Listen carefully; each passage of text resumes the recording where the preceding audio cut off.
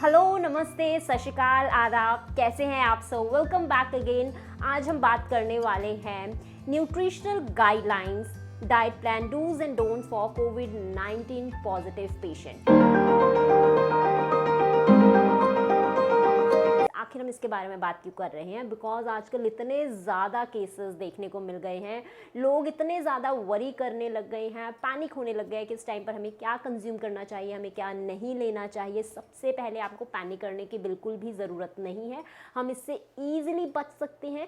इसका अगर हम कहेंगे मोर्टालिटी रेट बहुत ही ज़्यादा लो है, तो आपको पैनिक करने की बिल्कुल भी ज़रूरत नहीं है। अगर आपको इससे सेफ रहना है, you have to regular wash your hands with hand wash. आपको सैनिटाइज़र की भी इतनी ज़्यादा नीड नहीं है। Hand wash is very very good for you. और अगर आप क्राउडेड प्लेस पर जाते हैं then definitely you have to wear a mask. अगर आप मास्क नहीं लगा सकते हैं, आपको दिक्कत होती है सांस लेने में, तो अवॉइड करें क्राउडेड प्लेस पर जाना, किसी और को भेज दीजिए, राइट। तो आप इससे सेफली बच सकते हैं, आपको इतना ज़्यादा पैनिक करने की ज़रूरत नहीं है। बिकॉज इससे बहुत ही माइनर से सिम्टम्स हम लोग को देखने को मिलते हैं। जस्ट उन्हीं लोगों में सीवियर सिम्टम्स देखने को मिलते हैं जिन्हें कोई पर्टिकुलर क्रॉनिक डिजीज़ है, नॉर्मल बंदे को नहीं देखने को मिलते हैं। So don't be panic, don't worry about it, just do your normal course, normal routine regularly. तो सबसे पहले जो हम बात करने वाले हैं कि आप सभी को मालूम है, अगर कोई इंसान कोविड पॉजिटिव आता है तो उनमें क्या क्या सिम्टम्स, क्या क्या लक्षण हम लोग को देखने को मिलते हैं। बुखार हो जाता है, जुकाम, खांसी, जकड़न होने लग जाती है शरीर में, और उसके साथ ही फेफड़ों में जकड़न होने लग जाती है। ऑक्सीजन लेवल उनकी बॉडी में कम हम लोग को देखने को मिलता है। इन सब के बारे में आप सभी को मालूम है और हम सब खुल के बात भी करते हैं।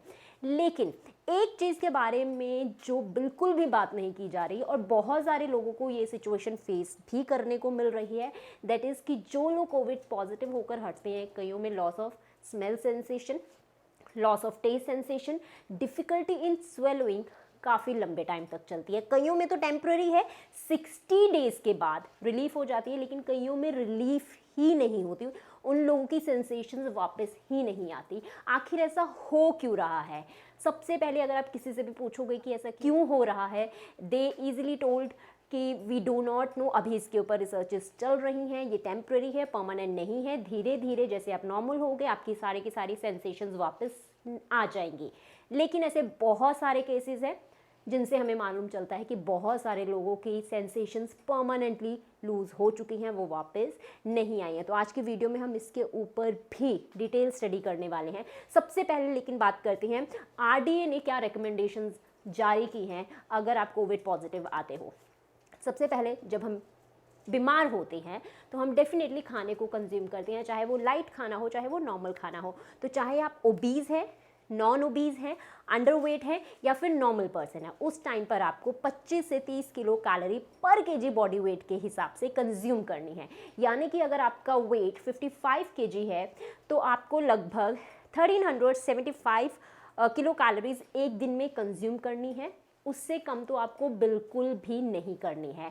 ये बहुत ही ज़्यादा ज़रूरी है ताकि जो आपका शरीर है, आपकी जो इम्यूनिटी है, जो वो वायरस है, उसके खिलाफ लड़ सके।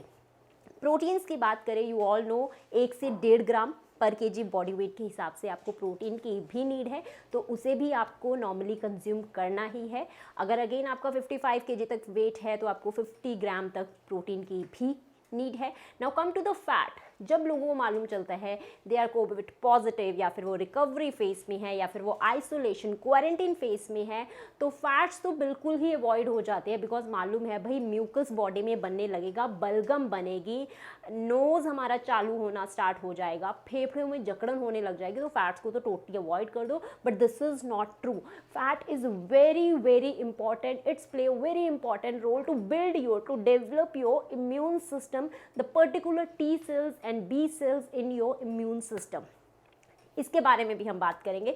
Now come to the vitamins, minerals and the trace elements. सबसे पहले बात करते हैं विटामिन डी की। जब पहले कोविड पॉजिटिव केसेस हम लोग को देखने को मिलते थे तो उस टाइम पर विटामिन डी को उनके साथ नहीं दिया जाता था, लेकिन अब विटामिन डी दिया जाता है। अगेन इसकी जो डोज है that is you can to say 10 से 1000 माइक्रोग्राम पर डे के हिसाब से इसकी जो डोज़ है इंसानों को दी जाती है। लेकिन विटामिन डी की ज़रूरत उन्हीं लोगों को है जिनमें विटामिन डी की कमी है, और विटामिन डी का बेस्ट सोर्स है सन। अगर आप सनराइज़ के बाद आधे से पौने घंटे के बाद 15 से 20 मिनट कोई भी एक्टिविटी सन के अंडर परफॉर्म कर लेंगे, यू कैन टू से आपका पूरे दिन का विटामिन डी का कोटा पूरा हो गया। अगर आपके पास मॉर्निंग में टाइम नहीं है, जब सन सेट होता है उससे आधा घंटा पहले आप 15 से 20 मिनट अगेन बाहर कोई एक्टिविटी कर लेंगे, तो आपकी बॉडी में विटामिन डी का लेवल पूरा हो चुका है। तो इसीलिए विटामिन डी के जो आजकल इतने ज़्यादा सप्लीमेंट्स दिए जाने लग चुके हैं, तो उनकी इतनी ज़्यादा नीड नहीं है। अगर आप जस्ट 15 मिनट धूप में जाकर कोई भी एक्टिविटी कर लेंगे, मैं ये नहीं कह रही हूँ कि आपको कड़कती धूप में जाकर खड़े होना है, बिकॉज उससे सनबर्न, इरिटेशन, बहुत सारी दिक्कतें हो सकती हैं।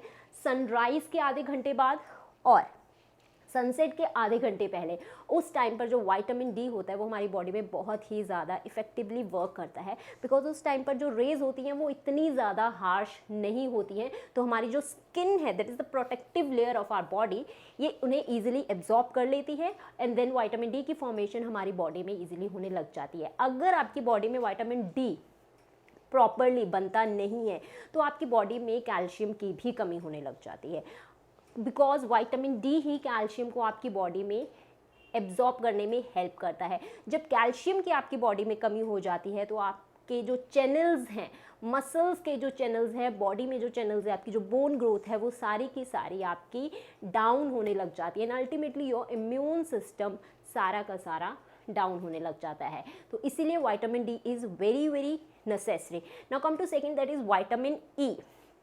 विटामिन ई के इतने ज़्यादा सोर्सेज नहीं है हमारे पास, लेकिन विटामिन ई की ज़रूरत क्यों है?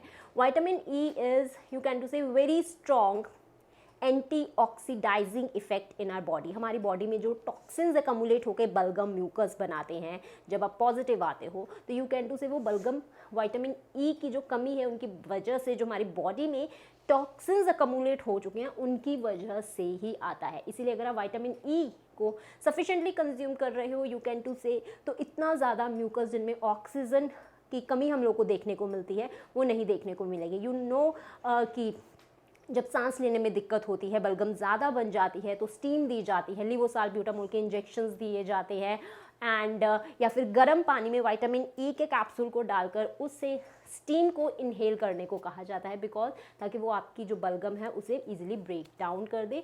ये आपको कहाँ से मिलेगा? नट्स, सीड्स, लेकिन जो इसका बेस्ट सोर्स होता है दैट इज़ वेजिटेबल ऑयल्स। लेकिन आपका वो वेजिटेबल ऑयल नहीं जो बहुत ही ज़्यादा महंगा और ब्रांडेड हो, जो आपका लोकल फ्रेश वेजिटेबल ऑयल है। You can to say, if I belong to north India, तो यहाँ पे सरसों, mustard oil is very local, बहुत फ्रेश हम लोग को देखने को मिल जाता है, तो हमें विटामिन ई वहीं से मिलेगा। आपके रीजन का, लोकालिटी का, जो भी वहाँ की यू कैन टू से फार्म है, जो लोकल ऑयल है, वहीं से आपको विटामिन ई सबसे अच्छी अमाउंट में मिलेगा, ना कि महंगे महंगे एवोकाडो या फिर यू कैन टू से ऑलिव ऑयल से आपको विटामिन ई का अमाउंट अच्छा देखने को मिलेगा। Now come to third, zinc. अब जिंक के बारे में तो आप सभी को मालूम चल चुका होगा, बिकॉज जब कोई इंसान पॉजिटिव होता है, रिकवरी फेज में होता है, तो उनको जो 5 से 7 डेज़ का जो उनका शेड्यूल होता है मेडिसिन का, उस टाइम पर उन्हें जिंक डेफिनेटली दिया जाता है, अलॉन्ग विद द एंटीबायोटिक्स दिए जाते हैं, एंटीवायरल दिया जाता है, और विटामिन सी भी, उसकी गोलियां भी देखने को मिलती हैं। आखिरकार जिंक क्यों दिया जाता है? क्योंकि जिंक हमारी बॉडी में 1000 से ज़्यादा एंजाइम्स को बनाने में रोल प्ले करता है। अगर हमारी बॉडी में जिंक की कमी हो जाती है, तो यू कैन टू से हमारी बॉडी में डाइजेशन, एब्जॉर्प्शन, एसिमिलेशन, ट्रांसपोर्टेशन, सारा कुछ इम्बैलेंस हो जाता है। तो जिंक हमारी बॉडी में बहुत ही ज़्यादा एक नेसेसरी एलिमेंट है। लेकिन हमारी बॉडी को जिंक की ज़रूरत कितनी है? Just 10 milligram per day, just इतनी ही नीड है। और इतना जिंक हमें कहाँ से मिल जाता है? अगर आप एक बैलेंस्ड मील लेते हो, तो आपकी बॉडी में जिंक सफिशिएंट अमाउंट में प्रेजेंट होता है।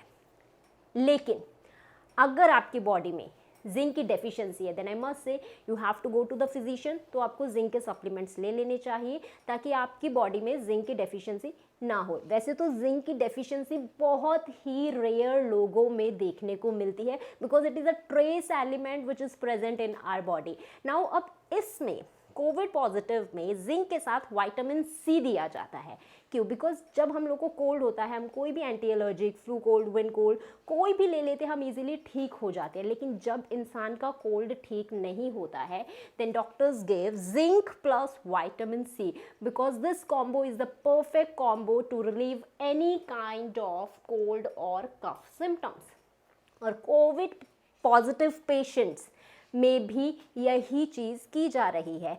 कोल्ड को रिलीव करने के लिए जिंक और विटामिन सी के कॉम्बिनेशन का इस्तेमाल किया जा रहा है। लेकिन जिंक और विटामिन सी का कॉम्बिनेशन, विटामिन सी हमारी बॉडी में 1000 मिलीग्राम पर डे के हिसाब से चाहिए होता है। और जब आप जिंक और विटामिन सी का कॉम्बिनेशन किसी भी इंसान को देते हो, कोल्ड कफ इजीली उनका रिलीफ हो जाता है। लेकिन जो साइड इफेक्ट हम लोग को देखने को मिलता है, that side effect is loss of taste sensation, loss of smell sensation, difficulty in swallowing.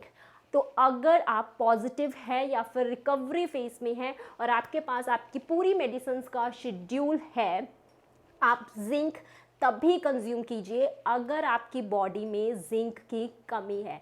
Now how do you know कि आपकी बॉडी में जिंक की कमी है? You have to check your blood checkup.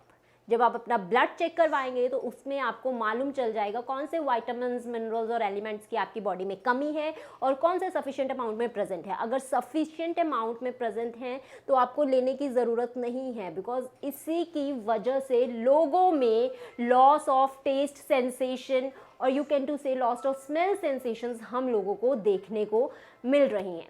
आपको लेफ्ट ओवर फूड 15 डेज तक बिल्कुल भी कंज्यूम नहीं करना है, बिकॉज हम लोग को मालूम है कि जो सुबह की दाल या दोपहर की होती है हम रात को कंज्यूम कर लेते हैं। So if you are COVID positive या फिर आप नॉर्मली भी बीमार होते हैं तो उस टाइम पर आपको लेफ्ट ओवर फूड को थोड़ा सा अवॉइड करना है। और जब आप अपने आइसोलेशन और क्वारंटीन फेस में होते हैं, जस्ट ओपन योर विंडो। आपके रूम में वेंटिलेशन प्रॉपर होनी चाहिए और आपको ब्रीदिंग एक्सरसाइज को आपको इनहेल और एक्सेल और कुछ टाइम तक जो ऑक्सीजन है उन्हें अपने लंग्स में आपको डेफिनेटली होल्ड करके रखना है, ब्रीदिंग एक्सरसाइज करनी है ताकि ज़्यादा से ज़्यादा ऑक्सीजन आपकी बॉडी में ईजिली जा सके।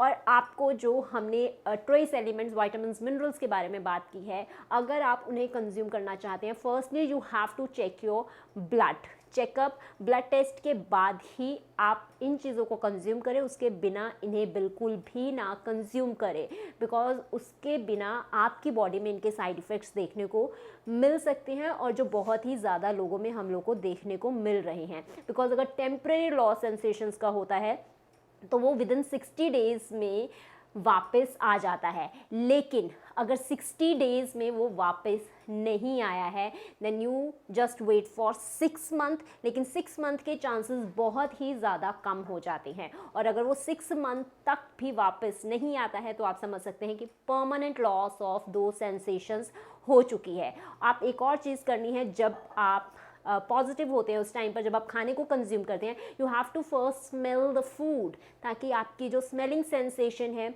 आज फर्स्ट डे है, next day, second day, third day, तो वो रिड्यूस तो नहीं हो रही हैं, आपको खुद से ही मालूम चल जाएगा। अगर वो रिड्यूस हो रही हैं that is just because of the strong medicine we are taking.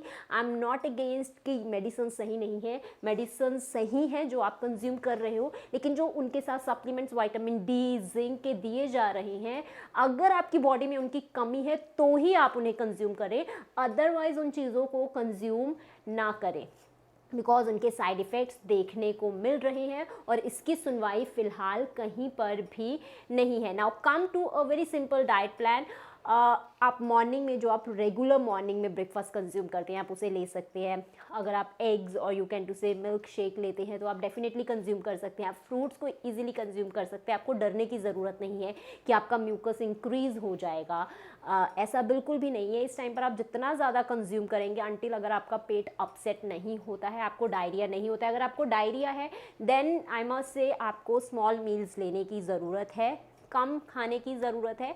अगर आपका स्टमक अपसेट नहीं होता है, आप नॉर्मली रहते हैं, तो आप नॉर्मल जो खाना कंज्यूम करते हैं आपको उसे ही कंज्यूम करना है, बिकॉज ये वायरस इतना ज़्यादा स्ट्रॉन्ग नहीं है, थोड़े से ही ये ठीक हो जाएगा अनटिल अनलेस उस बंदे को कोई क्रॉनिक डिजीज़ नहीं है। तो इसीलिए आप मॉर्निंग में जो रेगुलर ब्रेकफास्ट करते हैं, अगर आप साउथ साइड से हैं, आप इडली डोसा कंज्यूम करते होंगे। अगर आप नॉर्थ साइड से हैं तो आप रोटी नॉर्मली दही सब्ज़ी के साथ कंज्यूम करते हैं, दूध ले लेते होंगे या फिर एग्स लेते हैं, तो आप उन्हें कंज्यूम कर सकते हैं। Now come to your lunch. Lunch में आप चपाती, दाल, सब्ज़ी और प्लस सैलेड आपको ज़रूर लेना है। दही आपको ज़रूर लेनी है। अगर आपको दही लेने से दिक्कत नहीं होती है, कुछ लोग दही नहीं कंज्यूम कर पाते, तो आपको दही में ज़ीरा डाल के डेफिनेटली कंज्यूम करना है। और आप रोटी, जई, ज्वार ठंडा होता है, आप उसे कंज्यूम कर सकते हैं, या राजगिरा या फिर होल व्हीट अगर आपको फ्रेश मिल जाता है आटा, तो आप उसे कंज्यूम कर सकते हैं। जो बाज़ार से रेडीमेड होता है वो एकदम मैदे वाला होता है, तो उसे ज़रा अवॉइड ही करें। चक्की पर जाएं, वहाँ पर जाकर गेहूं के बारे में बात करें और उनसे पिसवा कर लाएँ। वो वाला अगर आप होल व्हीट कंज्यूम करते हैं तो आपको कोई भी दिक्कत नहीं होने वाली है। Now come to your dinner. Dinner में अगेन आप लाइट सी चपाती ले सकते हैं और उसे आप अपनी दाल में भिगो के रख सकते हैं 15 मिनट तक और उसे कंज्यूम कर सकते हैं। यू कैन टू से आपको जो भी खाना कंज्यूम करना है थोड़ा सॉफ्टली होना चाहिए, तो आप अपनी हाफ चपाती, एक चपाती को दाल सब्जी में डिप कर ले अच्छी तरह से एंड देन उसे इजीली कंज्यूम करें। एंड अगर आपको डायरिया है then I must say you have to go for khichdi और दलिया, और उनके साथ आप दही ज़रूर ले सकते हैं ताकि जो आपके गट बैक्टीरिया हैं वो आपके नॉर्मल रहें। एंड इस टाइम पर मेडिसिन्स के कारण बहुत ही ज़्यादा हमारा जो इंटीमेट एरिया है वहाँ पर इचिंग होने लग जाती है, बर्निंग सेंसेशंस भी बहुत लोगों को फील होती हैं। सो इंक्रीज़ योर फ्लूइड इनटेक। इसके साथ आप जूस लें, कोकोनट वाटर को कंज्यूम करें, आप उन्हें डेफिनेटली कंज्यूम करें ताकि जो इंटीमेट एरिया है वहाँ पर आपको burning sensation and you can to say your urine colour, yellow, itching, ये सब आपको ना हो। कई लोगों को पेन भी होने लग जाता है just because of the strong medicine we are taking if हम लोग पॉजिटिव आ जाते हैं या फिर रिकवरी फेस में होते हैं। So I hope guys this video में बी बेनिफिशियल फॉर यू। और अगर आपको थोड़ी सी और डिटेल इन्फॉर्मेशन चाहिए, you can just comment me here in the comment section. I will definitely upload a proper effective plan for you. Thanks for watching the video. I'll meet you in the next video. जाने से पहले इस channel को ज़रूर subscribe कर देना। ये video कैसी लगी कमेंट सेक्शन पर लिखकर भी मुझे बताना है। And if you want any customisation of diet plan you can visit my website description box में है and the website is www.dietitiandrhappy.com. Bye bye.